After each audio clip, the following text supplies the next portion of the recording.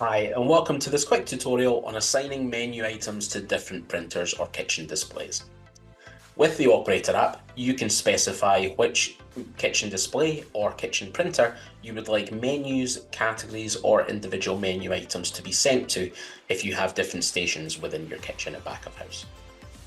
To view this screen, simply press the Extras button on the Operator app, and then scroll to the Kitchen Settings button in the App Actions section.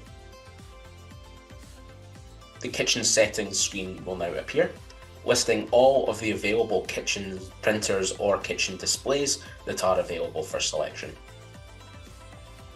Press the Kitchen Setup for Items screen to view all available kitchen settings, whether these are different kitchen printers or kitchen displays named to your preference. Here you can assign the menu items by either full menu. You can press the menu to view the category, or press the category to view individual menu items. Here you can toggle on or off whether you wish these menu items to be assigned to this particular printer, and again these can be changed at menu, category, or item level.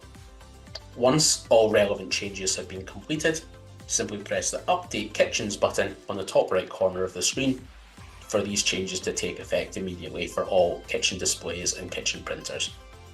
Thanks for watching.